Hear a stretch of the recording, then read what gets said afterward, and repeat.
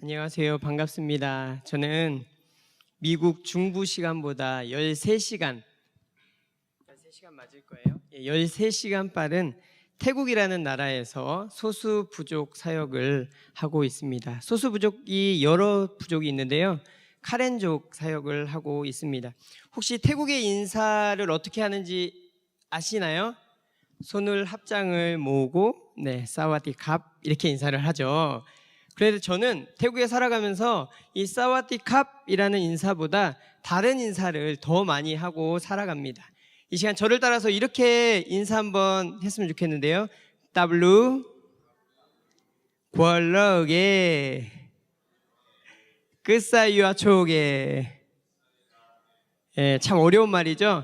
제가 사역하고 있는 소수 부족어인 카레너인데요. W 이 말은 감사합니다라는 의미를 갖고 있지만 미국에서 hello, hi 이것처럼 만날 때도 하고 헤어질 때도 하고 그리고 감사합니다라는 의미를 더 많이 갖고 있고요. 권럭에 이거는 굿모닝이에요. 오후 인사는 또 달라집니다. 2시 인사할 때는 또 달라질 거예요. 권럭에는 굿모닝이고 끝사유와 초게는 God bless you라는 카레너 인사인데요. 의미를 알았으니까 이제 옆에 분들 보면서 이렇게 인사하면 좋겠는데 보통 카렌 사람들은 악수하는 문화예요. 한국처럼 악수하면서 W 합니다. W 옆에 분들 인사해 볼까요? W 네. 좀 어색하시죠?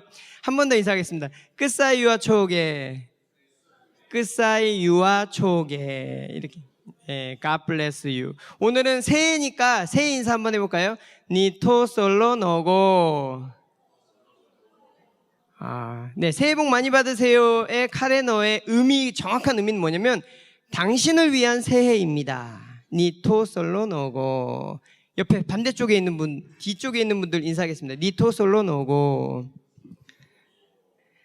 처음 하시는 것 치고 참 잘하시는 것 같은데요. 하이가 편하시죠?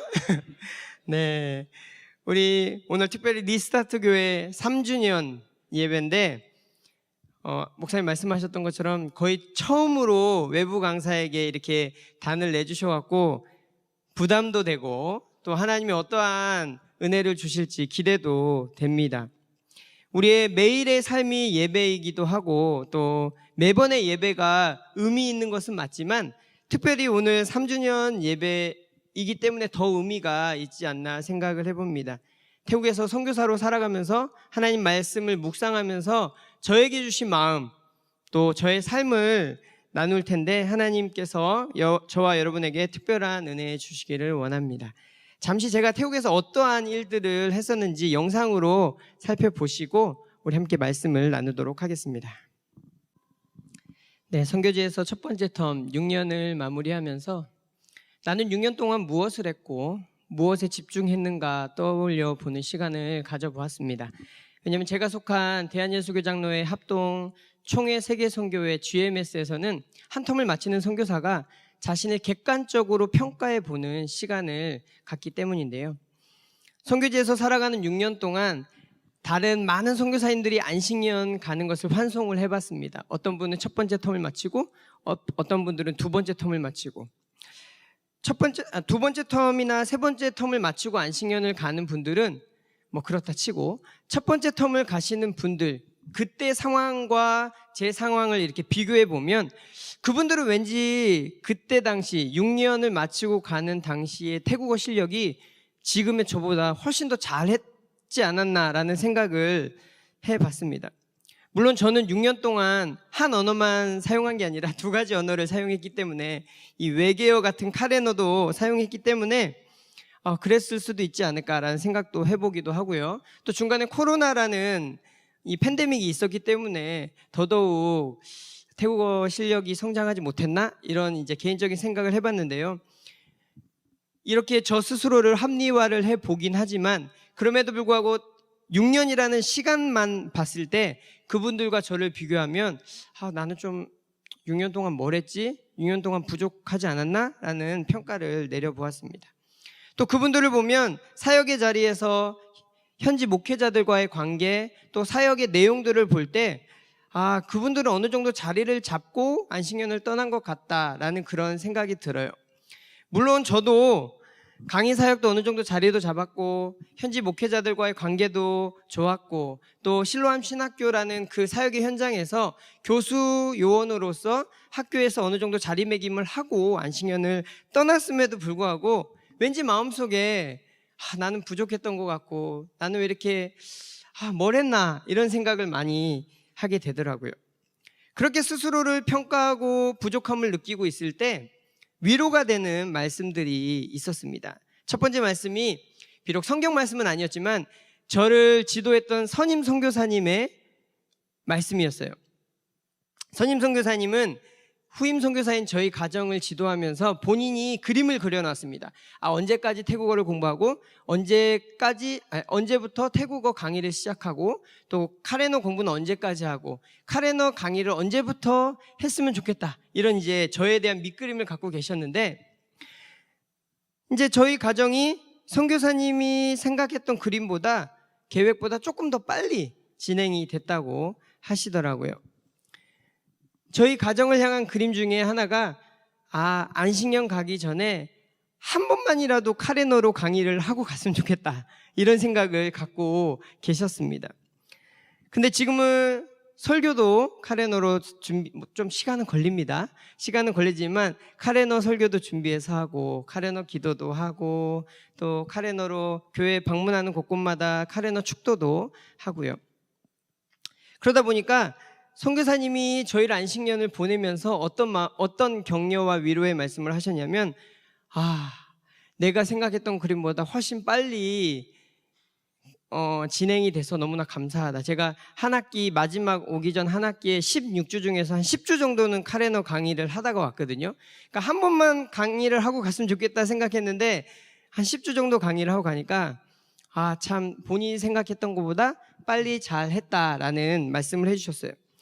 내가 선교사로서 제대로 한 텀을 보냈나? 부족한 것 아닌가? 저 사람들하고 나를 비교했을 때 좀 연약한 거 아닌가? 이런 생각을 했을 그때에 선임 선교사님이 그런 말씀을 하시니까 참 위로가 되고 격려가 되더라고요. 두 번째 위로의 말씀은 제가 미국에 오기 직전에 이제 6년 동안 지친 마음으로 사역에 이제 지친 그 모습으로 한국을 들어갔을 때 저희 파송교회에서 드렸던 첫 번째 예배였습니다.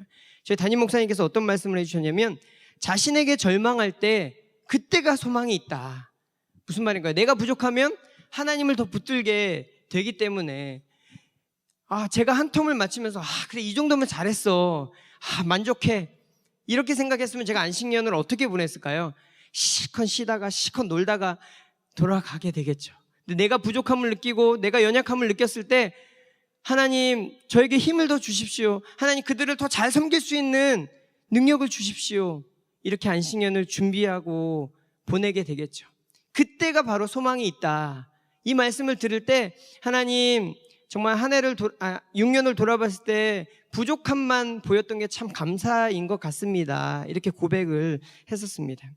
세 번째 위로의 말씀은요, 바로 오늘 본문의 말씀 가운데서 바울 사도의 고백에서 힘을 얻었습니다. 본문은요, 바울 사도의 실제적인 사역 원칙을 설명합니다. 저는 이 말씀을 묵상하면서 굉장히 힘을 얻고 참 위로가 되었는데요.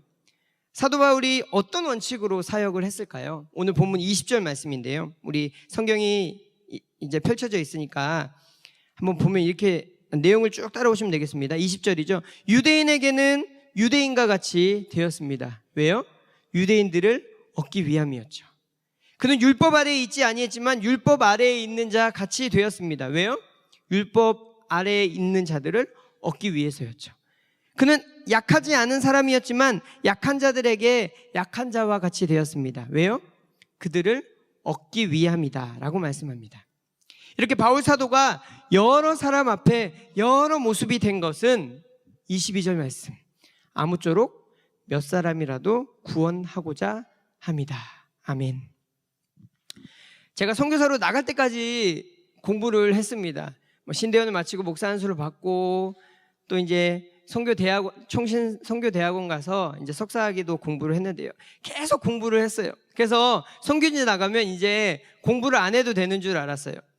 근데 선교지에 가자마자 또 공부가 시작되는데요. 현지어 공부, 태국 선교사니까 태국어 공부를 해야 되잖아요. 열심히 공부했습니다. 1년 반 동안 태국에서 언어 공부를 하고 이제 주 사역지인 치앙마이로 딱 이사 갔는데 사역 대상자를 딱 만나보니까 사역 대상자들은 태국어를 사용하지 않는 거예요. 헐. 사역어라고 공부를 1년 반 동안 열심히 했는데 그 사람들은 그 언어를, 물론 태국어를 다 할 줄 압니다. 그럼에도 불구하고 자기들 말을 사용하는 거예요. 보통 언어 공부 후에 현지인들과의 만남 속에서 또 계속 부딪히고 실습을 많이 해야 그 언어가 계속 성장해 가는데요. 태국어는 이제 스톱. 다시 카레너 공부가 시작. 띠로리. 1년 반 동안 공부했으면 이제 열심히 사역을 해야 되는데 또다시 공부를 하라는 거예요. 제가 성도님들 만나면 이런 질문을 많이 받습니다. 태국어와 카레너가 얼마나 비슷한가요? 이렇게 물어보세요. 그럼 저는 이렇게 대답해 드리죠. 말도 전혀 다르고요. 글씨도 전혀 다릅니다. 한국어와 영어가 다르고 한국어와 일본어가 전혀 다르듯이 태국어와 카레너는 전혀 다릅니다. 태국 선교사이기 때문에 태국어 능력 시험까지 쳐가면서 공부를 했고요. 다시 카레너를 공부했지만 이 두 가지 언어를 공부한다는 게 참 쉽지 않더라고요. 그래도 태국어는 초기에 서양 선교사님들이 오셔서 이 태국어 공부할 수 있는 이 체계를 잘 잡아 놓으셨어요. 그래서 학원만 잘 다니면 또 내가 하는 만큼 결과가 보이기 때문에 진보가 보여서 굉장히 재밌게 했습니다. 그런데 카레너는요, 공부 체계도 없어요. 학원도 없어요. 그렇다고 공부할 수 있는 책도 잘 없어요. 이렇게 배워서 이 동네 가서 이렇게 사용하면 저거라고 얘기해 주고요. 저쪽 동네 가서 저렇게 얘기하면 또 이렇게라고 얘기를 해줘요. 동네마다 이 성조라 그러죠. 성조도 다르고 동네마다 사용하는 뉘앙스도 다르고 문법도 다르고 굉장히 쉽지 않았고 혼동의 시간을 보냈습니다. 그럼에도 불구하고 산속 카렌 마을을 다닐 때마다 저한테 드는 생각은 그래 맞아. 저 사람들이 태국어로 해도 분명히 통하지만 내가 카레너를 하지 않으면 저 공동체 속에 깊이 들어갈 수 없겠구나. 그 사람들도 알아요. 태국어 쓰는 선교사와 카레너 쓰는 선교사의 그 중심을 다 알고 있어요. 저 사람은 돈으로 도와주는 선교사구나. 저 사람들은 정말 우리를 사랑해서 우리에게 말씀을 가르쳐 주려는 선교사구나. 다 알더라고요. 내가 카레너를 공부하지 않으면 저 사람들 속에 깊이 들어갈 수 없겠구나라는 확신이 계속 드는 거예요. 그 혼동의 시간을 보내고 있음에도 불구하고 말이죠.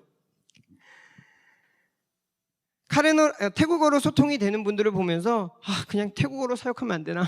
이렇게 내가 에너지를 저 혼동의 시간을 보내면서 시간을 허비해야 될까? 라는 생각을 많이 들었던 게 사실입니다.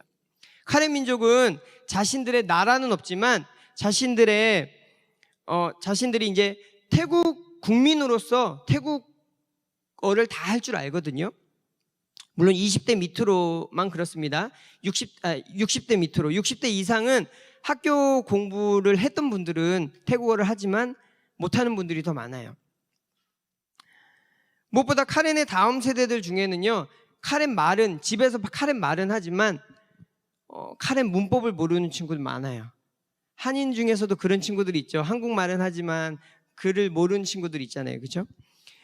그래서 이제 다음 세대 중에는 글을 잘 못 읽고 말만 하는 거예요. 그래서 예배를 드리면은 성경은 글로 읽고 찬송은 글로 읽어야 되니까 어떨 때는 제가 카렌 젊은이들보다 더 성경을 잘 읽고 찬송가를 잘 읽는 거예요.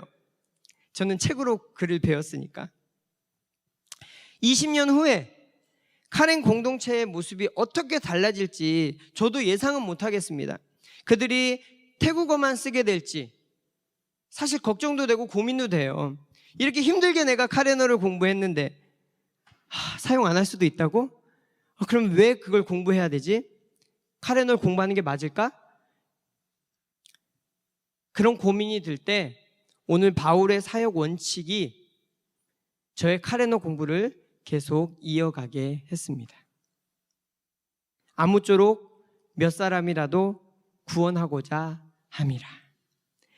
다음 세대들이 태국어만 쓰고도 사역이 가능하고 이후에 어떻게 바뀔지는 모르겠지만 앞으로 최소 10년 이상, 약 20여 년은 산속 깊이 살아가고 있는 태국어를 모르는 그 카렌 사람들, 그들에게 카렌어를 써야만 그들에게 복음을 전할 수 있고 카렌어를 써야만 그들 공동체에 들어갈 수 있는 게 분명하더라고요. 그 20년 안에 아무쪼록 몇 사람이라도 구원하고자 하시는 하나님의 마음, 그 마음이 느껴졌기 때문에 카렌어를 포기할 수 없었습니다. 물론 20년 이후에는 태국어로만 사역하게 될 날이 올지도 모르겠습니다만은 그렇다 하더라도 태국어 사역을 할 수 있도록 계속 태국어도 지금도 계속 붙들고 공부를 해야 되겠죠. 카렌어만 하지 않고. 제가 위로받았던 이 바울 사도의 고백 가운데 나타난 사도 바울의 실제적인 사역 원칙이 뭐냐면요, 바로 이렇게 자신을 전도 대상자에게 맞추는 것이었습니다. 선교지에서의 6년 동안 거의 5년 이상을 언어를 배우느라 제가 많은 시간을 사용을 했거든요. 한편으로는 저 스스로 이런 생각했습니다. 언어 공부하는 시간 너무 많이 쏟은 거 아닐까? 내가 언어 공부하는 게 한 텀이라는 시간을 보냈다고? 이런 생각을 했지만 이 시간이 헛되게 보낸 시간은 아니구나. 유대인에게는 유대인에게 맞는 방법으로, 이방인 즉 헬라인에게는 헬라인에게 맞는 방법으로 사용했던 바울 사도, 태국인에게는 태국어로, 카렌 사람들에게는 카렌어로 그들에게 맞추기 위해 부단히 노력하고 애를 썼던 첫 번째 텀이었구나라는 생각에 하나님이 이 말씀으로 나를 만져주시고 위로해 주시는구나를 경험했습니다. 여러분, 바울 선교사님의 또 다른 이름이 뭔지 아시죠? 뭔가요?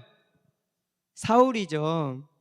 지금 많은 분들이 알고 계시겠지만 예전에는 교회들이 잘못 가르쳤던 내용 중에 하나예요. 물론 리스타트 교회 성도님들은 이렇게 생각하시는 분이 없을 거라고 확신은 합니다만은, 우리가 보통 알기로 사울이라는 이름은 예수님을 만나서 회심을 해서 바울로 바뀌었다, 이렇게 많이 가르쳤어요, 한국교회에서. 정말 그런가요? 성경에는 그런 내용이 없습니다. 회심 전후로 달라진 것이 아니라는 것을 우리는 사도행전 13장 말씀을 통해 알 수 있는데요, 사도행전 13장은 사울과 바나바가 선교사로 파송받는 장면입니다. 선교사로 파송받는다는 것은 이미 예수 그리스도를 믿고 회심을 한 때예요. 그렇죠? 여전히 사울이라고 불려지거든요. 아무튼 사울이란 이름은 사도행전에만 납니다. 사도행전에만. 괜히 바울을 사울이라고 불러서 우리 구약시대에 다윗을 죽이려고 했던 그 사울이라는 이름과 헷갈리게 왜 그렇게 도대체 만들었을까? 이런 생각 안 해보셨습니까? 성경 읽으면서. 그런데 여기에는요, 이 사도행전에 사울이란 이름과 바울이란 이름을 사용한 사도행전 저자 누가의 의도가 담겨 있습니다. 무슨 의도냐면 사도 바울의 사역 원칙을 강조하고 있는 거예요. 원칙. 그게 뭐냐면 사도행전 13장 9절부터 바울이란 이름을 쓰고 있어요. 분명히 사도행전 13장 시작에는 사울이라고 했는데 13장 9절부터 바울이라는 이름을 쓰고 있습니다. 왜 그럴까요? 그들이 1차 선교 여행을 수리아 안디옥에서 떠나서 키프로스, 즉 우리가 성경에 말하는 구브로라는 섬에 도착했을 때 그때 아직 사울이었거든요. 그런데 키프로스 섬에서 갑자기 이름이 바뀌어버린 게 13장 9절입니다. 무슨 일인가요? 사울은 히브리식 이름이에요. 히브리식. 유대식 이름이죠. 수리아 땅 안디옥에서는 이 유대식 이름을 사용했던 거예요. 사울이라고. 그런데 이 키프로스 섬, 구브로 섬에서는 헬라 문화권 안에 살아갔던 사람들이 살고 있던 곳이기 때문에 사울의 헬라어 이름인 바울로스, 바울이라는 이름을 사용했던 거죠. 이곳에 계신 한인분들도 영어 이름 하나 갖고 계시죠? 예. 카렌 사람들도 카렌 민족으로서 태국 땅에 살아가기 때문에 이름이 두 개가 있습니다. 태국 이름이 있고 카렌 이름이 있고. 이름은요, 언어나 문화 환경에 따라 바뀔 수 있는 거예요. 미국 사람들이 형진 이 이름을 못 불러요. 형용 못합니다. 그렇기 때문에 그들에게 소개할 때 성 라스트 네임을 얘기하든지, 그렇죠? 또 다른 미국식 이름을 그 문화권 사람들에게 맞게 이름을 만드는 거잖아요. 저도 카레너 이름이 있거든요. 차스휘라고. 근데 제가 이 이름을 제 이름은 여밀러서라도 차스휘, 이게 발음이 잘 안 돼갖고 저는 그냥 라스트 네임을 해서 써라도 민, 이렇게 민 목사입니다 라고 소개를 해요. 발음이 어려워서. 마찬가지로 사울이라는 이름이 바로 헬라 문화권에서 사울이라는 이름을 쓰기가 어려웠든지 아니면 의미가 전달이 안 됐든지 모르겠지만, 이 바울이라는 이름을 선교지의 문화에 맞게 이름을 사용했던 거라고 학자들은 추정을 하고 있습니다. 바로 오늘 읽은 말씀처럼 바울의 전도 원칙에 부합되는 모습이라고 할 수 있죠. 이게 왜 사울이라는 이름, 바울이라는 이름을 썼는가? 여기 중요한 원칙이 있는 거예요. 전도 원칙이. 유대인에게는 유대인에게 맞도록, 헬라인에게는 헬라인에게 맞도록 전도 대상자들에게 맞췄던 이 사도 바울의 전도 원칙, 이 정신은요 사도행전 2장의 정신과도 일치가 됩니다. 사도행전 2장에 어떤 말씀이냐면 땅끝의 언어로, 땅끝의 문화로 복음을 전하는 것. 헬라어는요 그 당시에 공용어였잖아요, 그죠? 공용어이긴 했지만 이 전도를 받는 사람들의 언어라는 입장에서 봤을 때는 방언의 일종이라고 생각할 수 있었던 겁니다. 그래서 사도 바울은 그 땅끝에서 땅끝의 언어로 그들의 문화로 복음을 전하는 게 그의 사역의 원칙이었습니다. 그 문화권에 맞게 나를 새롭게 맞추는 것. 제가 선교지에 가서 언어에 많은 시간을 들인 것만 봐도 결코 쉬운 일은 아닙니다. 그런데 본문 23절을 보시면 이 모든 것, 어렵지만 쉽지 않지만 그 문화권에 나를 새롭게 맞춘 것, 이 모든 것을 행한 것은 뭐 때문이라고요? 복음을 위해서라고 말씀합니다. 자, 지금까지는 바울 사도의 실제적인 사역 원칙이었다면 지금부터는 바울 사도의 사역 방법이 어떤 것이었는지 우리가 잠시 살펴볼 텐데요. 바울은요 복음서에서 예수님이 사역하셨던 그 방법을 그대로 따랐습니다. 근데 이 방법은 예수님의 사역뿐만 아니라 바울뿐만 아니라 예수님의 제자들이었던 사도들의 사역 방법과도 동일한데요. 뭘 했냐? 바로 말씀과 행동으로 하나님의 나라를 선포했습니다. 뭐 당연한 거 아닌가요? 라고 생각할 수 있지만 여기에서도 말씀으로 하나님의 나라를 선포하고 행동으로 하나님의 나라를 선포했던 예수님의 사역 방법, 사도들의 사역 방법, 바울 사도의 사역 방법에는 굉장히 중요한 이 원칙, 전도 대상자들에게 나를 맞추었던 그 원칙이 담겨 있습니다. 바울은 유대인들에게 전도할 때는 이방인들에게 전할 때와 다른 방법으로 전하는 것을 볼 수 있습니다. 비시디아 안디옥 회당에서, 물론 여기도 헬라의 문화권이었습니다. 1차 전도 여행 때 비시디아 안디옥이라는 지역에서 복음을 전할 때, 그렇지만 헬라 문화권이지만 전도 대상자들이 누구였냐? 유대인 회당에 모였던 유대인들이었죠. 회당에서 유대인들에게 복음을 전할 때는 구약 성경을 배경으로 예수님을 소개해야죠. 바로 구약의 예언이 그 예수님을 통해서 이루어졌음을 설교합니다. 말씀을 통해서, 유대인들에게 익숙했던 그 구약 성경 말씀을 통해서 하나님의 나라를 전했습니다. 반면 키프로스 섬, 구브로 섬에서 이방인 서기오 바울에게 복음을 전할 때는 어떻게 했습니까? 박수 엘루마를 제어하는 기적을 행함으로, 행동으로 하나님의 나라를 나타냅니다. 루스드라에서도 마찬가지였습니다. 지체장애인을 일으키는 능력을 보여줌으로써 행동으로 하나님의 나라를 선포하죠. 지역 이방인들에게 하나님의 능력과 하나님이 어떠한 분이신지를 보여줄 때 행동으로 하나님의 나라를 전했습니다. 그게 더 효과적이었기 때문이죠. 같은 1차 전도 여행이었지만 전도 대상자들이 유대인이었냐 이방인이었냐에 따라서 때로는 말씀으로, 때로는 행동으로, 행함으로 하나님의 나라를 전하고 사역하는 것을 우리는 볼 수 있습니다. 뿐만 아니죠. 2차 전도 여행 때도 마찬가지였습니다. 유대인에게는 유대인에게 맞는 방법으로, 이방인에게는 이방인에게 맞는 방법으로 하나님의 나라를 전합니다. 특별히 아덴이라는 곳에서, 아레오바고에서 지식자들과 철학자들에게 복음을 전할 때는 또 다른 방법으로 전하고 있어요. 사도행전 17장인데요. 바울은 철학적인 담론을 사용해서 전도합니다. 이처럼 사도 바울은 복음을 듣는 대상에게 적합한 방법으로 다가갔던 모습을 우리는 확인할 수 있습니다. 많은 사람은 아니더라도 중요한 인물들을 잘 전도했던 걸 볼 수 있는데요. 사도 바울의 전도 원칙, 아무쪼록 몇 사람이라도 구원하고자 함이라. 바로 바울의 사역 방법과 원칙들이었죠. 우리들 또한 늘 복음 증거의 삶을 살아가야 할 의무와 책임 가운데 살아갑니다.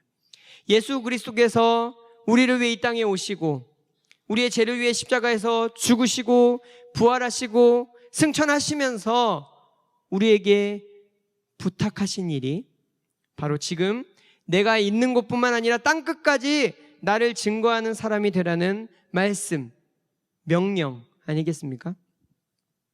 우리가 증거자로 살아가기 위해서 전도해야 할 전도 대상자에 대한 준비를 한다면 더 감동 있고 배려 있는 전도자의 모습으로 설 수 있지 않을까를 생각해 보게 됩니다. 제가 올 초에 읽은 책 중에 이런 책이 있어요. 개척학개론. 개척학개론이라는 책이 있는데요. 그 책에서 이렇게 얘기합니다. 교회를 개척할 때 전략을 세워야 된다. 전도 대상자, 즉 지역에 잠재된 성도들, 우리가 예비 신자라고 이렇게 표현하는데요. 이 예비 신자의 성량도 분석하고 조사하고 또 지역 연구도 해서 상황에 맞는 관계 전도를 해야 한다. 이렇게 책이 얘기를 합니다. 뭐 당연한 이야기인 것 같기도 하고 또 어떻게 보면은 인간적인 마케팅 아닌가?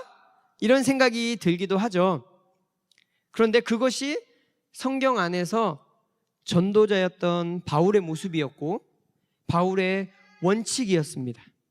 또 오늘 말씀에서 그러한 노력이 바로 복음을 위하는 일이고 복음에 참여하는 일이다라고 말씀합니다.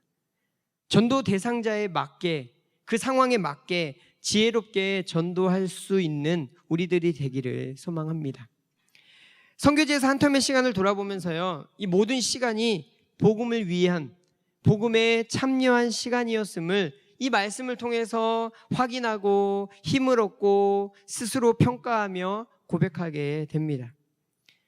바울 사도와 같이 전도 대상자들에게 맞추었던 그 모습을 따라서 카렌 분들에게 언어도 배우고 그들에게 문화도 배웠던 첫 번째 텀의 시간이었습니다. 카렌 언어를 배우면서 동시에 주사역지인 실로암 신학교에서 태국어로 처음에는 태국어로 강의를 시작했는데요. 처음에 현지인들이 하기 힘들어하는 과목을 맡아서 돕는 역할을 했어요. 이 과목을 맡아서 하는 것도 처음에는 이런 생각이 들었습니다. 와, 자기들이 하기 힘든 거 선교사한테 이렇게 시키네. 이런 생각했어요. 처음에는 와, 자기들이 힘들고 부담스럽고 어려우니까 선교사한테 이렇게 시키는구나. 이런 생각을 참 교만한 생각이었죠. 그런데 강의를 하면서 깨달았습니다. 하나님께서 이 과목을 선교사인 저한테 맡겨주신 분명한 이유가 있더라고요. 첫 번째 했던 강의가 아시아 교회사예요. 여러분, 아시아 교회사 이름만 들어도 막 피곤하지 않습니까? 저는 정말 역사하면 정말 어려워하는 과목이었거든요. 이 역사 과목을 좋아하는 사람이 있을지 모르겠지만 또 제가 공부한 총신에서는 아시아 교회사라는 과목을 배운 적이 없어요. 목사님 배우셨나요? 네, 배운 적이 없어요. 우리 초대교회사, 중세교회사, 종교개혁사, 현대교회사, 한국교회사 이런 건 배웠어요. 아시아 교회사? 와, 어떻게 하지? 근데 저도 이제 강의를 준비하면서 태국어로 된 아시아 교회사 책을 읽고 준비해서 강의를 했어요. 저도 아는 걸 하는 게 아니고. 그런데요, 아시아 교회사 과목을 공부해 보니까 아시아 교회사 과목 뭘 가르치겠어요? 아시아의 교회가 세워진 역사. 다시 말하면 아시아 지역의 선교 역사인 거예요. 선교 역사. 제가 두 번째로 강의한 건 사도행전입니다. 사도행전은 성경이니까 잘 가르쳐야지. 사도행전을 가르치다 보니까 사도행전은 뭐가 나와요? 초대교회의 선교 역사인 거예요. 아시아의 선교 역사와 초대교회의 선교 역사. 이 선교 역사와 관련된 두 과목들을 선교사의 눈으로 아직까지 선교를 경험해보지 않은 그 카렌 교회, 태국 교회에게 선교사의 눈으로 바른 선교에 대한 방향들과 시각들, 또 성경적인 선교의 근거가 무엇인지를 제시해 줄 수 있는 좋은 기회였던 겁니다. 왜냐하면 태국 교회와 카렌 교회는 아직까지 선교사의 도움을 받고 있는 교회다 보니까 자신들만의 선교 방법도 없고 무엇이 건강한 선교인지 무엇이 건강하지 않은 선교인지 구분이 안 돼 있어요. 그래서 선교사의 도움을 받으면서 선교사 의존적인 교회들도 굉장히 많습니다. 선교사가 무작정 도와주니까 교회 지어주고 헌금해주고, 근데 현장에 있어 보니까 이것만이 좋은 선교가 아니더라고요. 그들이 하나님을 향한 믿음이 아니라 선교사 의존적인 믿음을 갖게 만드는 사역 방법임을 깨달았습니다. 근데 이런 것들이 잘했다 잘못했다라고 선교사가 함부로 얘기하기가 쉽지 않거든요. 근데 이 선교 역사를 통해서 건강한 선교가 무엇이고 이거는 좀 지향하면 좋겠다라는 선교라는 것을 우리가 가르쳐 줄 수 있는 굉장히 좋은 가르침의 자리였습니다. 저희가 함께하는 카렌은요, 태국의 주 부류가 아닌 마이너리티, 소수 부족 카렌족입니다. 제가 이제 미국에 온 지 한 8개월이 다 되어 가요. 이제 돌아갈 시간이 얼마 남지 않았습니다. 1년 안식년이기 때문에 8개월 동안 이제 지내면서 소수 부족의 마음을 조금 알겠더라고요. 미국에서 한국 사람이 소수 부족으로 느껴졌어요. 모르겠습니다. 달라스는 어떤지 모르겠지만 미주리에 살면서 내가 소수 부족이구나. 태국 안에서 카렌 부족이 이런 마음이었겠구나 라는 그 마음을 느끼게 하시더라고요.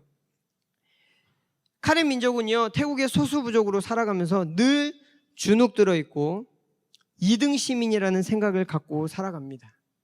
그래서 주변에 있는 분들, 특히 선교사님들조차도 저희에게 이렇게 얘기하세요. 태국을 복음화 하려면 그 소수 부족들 카렌족 말고 주 부족인 타이족한테 선교를 해야 태국에 영향력을 미치지 왜 카렌족에게 사역하냐고 이렇게들 얘기를 하세요. 그래서인지 카렌 분들 스스로도 자신들의 가난과 자신들의 연약함이 선교의 장애물이라고 생각을 합니다. 그래서 자기 민족끼리의 신앙생활만 고집하고 있어요. 민족 밖으로 복음 나가는 거에 대해서 생각을 못하고 있습니다. 왜냐하면 자기는 소수부족, 연약한 사람, 2등 시민, 저 사람은 타이족, 주종족, 우월한 사람, 내가 복음을 전하면 영향력이 없다고 생각하는 거예요. 이게 카렌족 스스로 마음속에 있습니다. 그러나 모든 그리스도인들에게 주신 주님의 지상 명령이 선교죠. 뿐만 아니라 하나님은 분명 마이너리티를 사용하셔서 더 놀라운 일들을 이루게 하실 거란 믿음이 있습니다. 근거 없는 믿음이 아니라 성경이 그렇게 말씀하고 있어요. 고린도전서 1장 27절 말씀 한번 띄워주시겠습니까? 우리 함께 읽겠습니다. 시작. 그러나 하나님께서 세상에 미련한 것들을 택하사 지혜 있는 자들을 부끄럽게 하려 하시고 세상에 약한 것들을 택하사 강한 것들을 부끄럽게 하려 하시며. 아멘. 분명히 마이너리티인 이 카렌족을 통해서 태국의 주 종족인 타이족이, 더 나아가서 태국 주변의 소승 불교권 나라들이 복음화 되는 날을 꿈꿔 봅니다. 카렌족요, 하나님 정말 사랑하는 민족입니다. 전체적으로 한 20% 정도 크리스찬이 있어요. 적지 않은 수죠. 그럼에도 불구하고 그들에게 선교사가 필요한 것, 그들에게 선교를 가르치기 위한 선교가 필요한 겁니다. 실제 예수님도 마이너리티인 세리와 창녀들에게 복음을 전하셨고요. 한국 선교 역사를 봐도 백정으로부터 한국 교회가 세워졌음을 우리는 역사를 통해 볼 수 있습니다. 우리가 잘 알고 있던 포로였던 다니엘도 자신을 통해서 대국의 바벨론의 다리오 왕이 위대하신 하나님의 능력을 인정했다는 기록을 우리는 성경을 통해 확인할 수 있습니다. 대국 아람 군대 장관 나아만도 작은 이스라엘 여종의 인도로 문둥병이 낫는 놀라운 하나님의 역사를 경험하지 않았습니까? 그 일을 이끌었던 장본인이 바로 아주 작은 이스라엘의 여종이었습니다. 하나님께서 연약한 민족, 말은 있지만 나라가 없는 이 카렌족을 통해서 세계 선교의 일꾼으로 귀하게 쓰시기를 기대하며 기도합니다. 그래서 저는 그들에게 선교의 사명을 심어주기 위해서 실로암 카렌 신학교에서 선교를 가르치는 선교를 하고 있는 것입니다. 이 일을 위해서 함께 기도해 주시면 좋겠습니다. 지금까지는 카레노 공부를 하면서 태국어 강의를 했기 때문에 한 과목씩만 강의를 했는데요. 앞으로는 학교에서 필요로 하는 과목들을 아마 더 강의하게 될 예정이고요.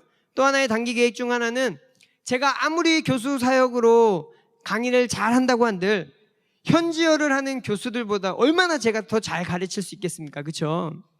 그래서 현지어로 강의하는 교수들을 양성해야 할 필요성을 느끼게 됩니다. 선교사가 현지인이 스스로 자립할 수 있도록, 스스로 그 일들을 할 수 있도록 도와주는 역할을 해야지, 모든 것을 주도하는 선교는 이제 바뀌어야 될 선교의 패러다임입니다. 교수 요원을 발굴하는 것은 쉽진 않지만요, 그래도 공부를 잘 해낼 수 있는 뿌리가 보이는 학생들이 몇몇 보이고 있습니다. 그래서 그 친구들에게, 그런데 그 친구들이 이제 실로암 신학교를 졸업하고 계속 더 공부할 능력이 안 돼서 공부를 포기하고 그냥 시골에 들어가는 거예요. 그런 친구들에게 비전을 심어주고 학비를 도와줘서, 물론 전액은 아닙니다. 선교사를 의존하도록 하면 안 되잖아요, 그렇죠? 스스로도 준비하고 그들이 속해 있던 교회에서도 후원을 해서 서포트해서 그들의 교수를 그들의 교회들이 세우도록 만들어주지만, 저는 이제 용기를 주기 위한 격려일 뿐이고요, 학비도 좀 도와주고 비전을 심어줘서 교수 요원을 세워가기를 기도하고 있습니다. 지금 저희 신학교를 섬기고 있는 학장님도 한 12여 년 전에 그렇게 필리핀에 가서 유학을 하고 와서 학장을 하고 있고, 지금 교수님 몇 분도 그렇게 저희 선임 선교사님이 그렇게 키운 거예요. 언제까지 이 신학교에 선교사가 강의할 수 없잖아요. 자기들 스스로가 강의할 수 있도록 도와줘야겠죠. 그래서 공부의 은사를 보이는 사람들을 발굴할 필요성을 느낍니다. 그리고 더 장기적으로는 선교사로서 이 카렌 교회가 선교하는 카렌 교회, 지금은 선교지 카렌 교회지만 나중에는 선교하는 카렌 교회가 되도록 이끌어주고 싶습니다. 직접적인 선교 훈련이나 아니면 프로그램을 통해서 직접 하든지, 아니면 그들 목회자들이 스스로 그 프로그램을 운영할 수 있도록 뒤에서 서포터를 하든지, 미래 카렌 목회자들을 선교적인 일꾼으로 자라가도록 돕고 싶은 계획입니다. 그래서 안식년을 통해서 저에게 부족한 부분들을 공부해 나가고 있는데요, 선교하는 카렌 교회가 세워갈 수 있도록, 선교사가 있을 때만 선교가 지속되는 것이 아니라 선교사가 떠나고도 그들 스스로 선교할 수 있도록 도와주는 것이 진정한 선교이지 않을까 생각을 해봅니다. 제가 한텀의 사역을 정리하면서 사역 국가인 태국어와 또 사역 대상자인 카레너를 배워갔던 한텀의 시간들, 모든 것이 은혜였음을 고백합니다. 영상에도 잠시 언급되었지만 처음에 방콕에서 언어 공부할 때 아내가 오전에 학원 가고 제가 오후에 학원 가면서, 아내가 아침에 학원 가면 저는 오후에 애들 데리고 지상철 타고 택시를 타고 1시간 이상을 가서 아내와 교대하는 거예요. 그럼 아내는 애들을 데리고 다시 또 그렇게 지상철 타고 택시 타고 집에 오고, 저는 공부를 하고, 아무것도 모르고 아이들은 2시간 동안 차에서만 시간을 보내는 거예요. 지금 생각하면 참 아이들에게 미안하기도 하고 안쓰럽기도 합니다. 그런데 그렇게 애를 쓰고 고생하면서 언어에 열중했던 이유, 바로 복음 전할 대상에게 맞추기 위한 첫 걸음이었었죠. 태국어도 쉽지 않아서 못할 것 같았지만 또 그 언어를 해냈고, 정말 카레너는 이 책을 던져버리고 싶을 만큼 혼동의 시간을 보냈지만 지금 강의하고 설교하고 있는 것을 보면 정말이지 은혜가 아닐 수 없습니다. 여러분들 모르겠어요. 보시는 분들은 선교지 가서 언어 공부만 하다 와서 뭐가 그렇게 대단하나 할지 모르겠지만, 정말 지나온 시간들을 돌아봤을 때 저희 입장에서는 굉장히 은혜였던 것 같습니다. 사도 바울의 사역의 원칙을 깊이 묵상하면서 새 힘을 낼 수 있었던 것, 진리의 말씀 가운데, 그리고 주변 선교사님들을 통한 말씀 가운데 새 힘 주심도 참 은혜였던 것 같습니다. 조금 아쉬운 것은 이 코로나 상황이 있어서 제 카레너 공부가 잠시 멈춰졌었어요. 그래서 이제 16주 동안 10주밖에 강의를 못하고 6주 동안 강의 못한 게 그런 이유거든요. 카레너 때문에 이제 준비를 못한 거예요. 또 이제 아이들이 이제 코로나 때문에 집에서 온라인 수업을 해야 되니까 아내랑 같이 카레너 공부를 시작했는데, 이 코로나 상황이 오게 되니까 아내가 집에서 아이들을 돌보면서 카레너 공부를 같이 못하게 됐어요. 그래서 그게 가장 큰 아쉬운 점입니다. 그래서 이제 돌아가게 되면 또 아내가 아이들이 어느 정도 정착을 또 하면 다시 카레너 공부를 같이 할 계획을 하고 있습니다. 복음을 위하여서 이 사역 대상자인 카렌 분들에게 더 가까이 나아가는 저희가 될 수 있도록 저희와 함께, 또 저희를 통해 일하시는 하나님의 사역에 함께 더 많은 기도와 사랑을 부탁드리겠습니다. 복음을 위한 이 애씀에 우리 주님 기뻐하시고 은혜 주실 줄 믿습니다. 오늘이 교회 생일이죠. 이곳 달라스 북서쪽 지역에 이 리스타트 교회를 세우신 분명한 목적은 바로 복음을 위하여, 예수의 사랑을 이 지역에 흘러보내길 원하시는 하나님의 계획하심이 이 교회에 있는 줄 믿습니다. 아무쪼록 몇 사람이라도 구원하길 원하시는 하나님의 마음을 깊이 새기는 저와 여러분 되기를 소망합니다. 바울의 사역 방법을 따라서 이 지역 한인들의 상황과 형편을 잘 살피고 파악해서 그들의 막힌 담이 헐어지고 회복되고 새 힘을 얻는 구원의 방주가 되기를 주의 이름으로 축원합니다. 무엇보다도 전도자로 서기 위해서 말씀을 잘 배워야 돼요. 말씀을 배우는 중에 복음을 확실하게 잘 증거하는 입술이 준비되어질 거고요. 또 복음 증거를 위해서 내가 포기하고 내가 내려놓아야 할 부분들을 깨닫게 하시리라 믿습니다. 뿐만 아니라 각자의 상황과 형편에 맞는 그 구체적인 전도 방법에 대한 지혜도 말씀을 배우는 중에 주실 거라고 믿습니다. 물론 배우는 일이 결코 쉬운 일은 아니지만 주님 우리에게 부탁하신 말씀, 한 영혼을 구원해내는 그 일을 위해서 힘내서 말씀을 잘 배워야겠죠. 말씀을 잘 배워서 무엇을 어떻게 전해야 할지 먼저 알고 전도자로 잘 준비되어지기를 소원합니다.